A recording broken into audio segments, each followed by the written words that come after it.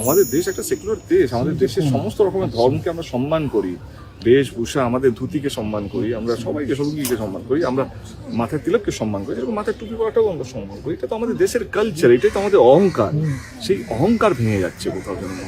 দেশ কিন্তু নেতারা চালায় না, দেশ চালায় কিন্তু বিউরোক্রেটসরা, ডেমোক্রেটসরা।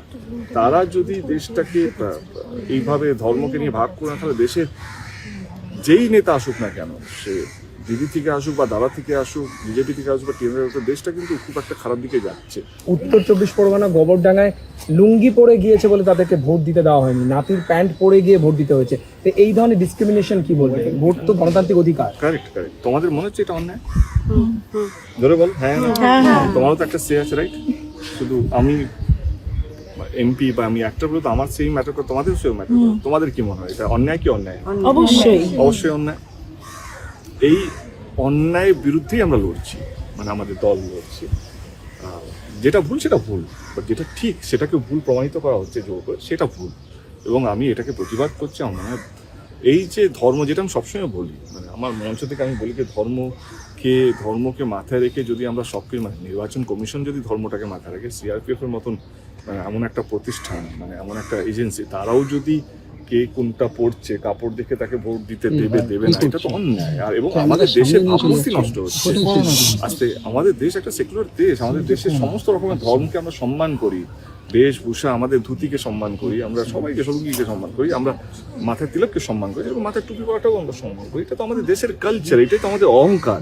সেই অহংকার ভেঙে যাচ্ছে কোথাও যেন মনে হয় একটা অন্য একটা ভাবমূর্তি যাদের কাছে আমরা এক্সপেক্ট করি না। একটা ঠিক আছে, পলিটিক্যাল লিডাররা বলছে ভগবান ঠাকুরের নাম নিচ্ছে, এ করছে ও করছে, ঠিক আছে, কিন্তু এরকম একটা প্রতিষ্ঠান, এরকম একটা সিআরপিএফ এর মতন বা এজেন্সিসগুলো যার উপরে দেশ ভরসা করে, প্রধানমন্ত্রী বা মুখ্যমন্ত্রী আসবে আর যাবে, এটা থেকে যাবে, এরাই থেকে যাবে। ইসি বলো বা সিআরপিএফ বলো বা ইডি, সিবিআই, এরাই তো থাকবে। নেতারা আসবে যাবে, মুখ্যমন্ত্রী আসবে যাবে, প্রধানমন্ত্রী আসবে যাবে, কিন্তু দেশ তো চালায় এরাই, ডেমোক্রেটরাই তো দেশ চালায়। তারা যদি এটাকে অ্যাকসেপ্ট করে নেয়, ডিসক্রিমিনেশন করে নেয়, অ্যাকসেপ্ট করে নেয়, তাহলে আমাদের দেশটা সার্ভাইভ করতে পারবে না। খুব বেশি আমরা খুব তাড়াতাড়ি আমরা সাপোর্ট হয়ে যাবো। মানে এটা এইবারে ইলেকশন 2026 ইলেকশনে বাংলায় বিশেষ করে দেখা যাচ্ছে। আমার তাই না, এটা তোমরা কিভাবে নেবে আমার অনুরোধ। দেশ কিন্তু নেতারা চালায় না, দেশ চালায় কিন্তু বিউরোক্রেটসরা, ডেমোক্রেটসরা।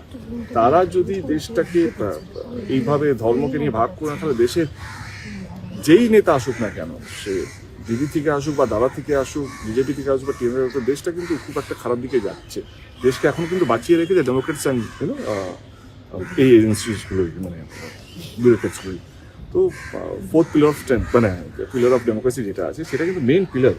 তারাও যদি ধর্ম মানে পক্ষপাতী হয়ে যায়, যে ধর্ম নিয়ে যদি করে, তাহলে এটা খুবই দুঃখজনক। এটা আজকের জন্য না, 2026, আজকে আমরা কোথায় 29 এপ্রিল কথা বলছি না, এটা 2030, 40, 2040, এইটা না আরও খারাপ হতে যাবে, আরও একটা অন্য দিকে চলে যাবে। এবং আমরা অ্যাজ এ কান্ট্রি, যেটা নিয়ে আমরা গর্ব করতাম, ডেমোক্রেটিক কান্ট্রি, একটা secular country, biggest democracy in the world, সেটা কোথাও যেন এখন কোথাও একটা চিহ্নতে চলে এসছে, একটা প্রশ্নমুখে চলে এসছে। আমাদেরকে এই প্রশ্নগুলো ফেস করতে হচ্ছে, যেটা আমরা কোনোদিনও ভাবিনি এই প্রশ্নটা আমাকে ফেস করতে হবে।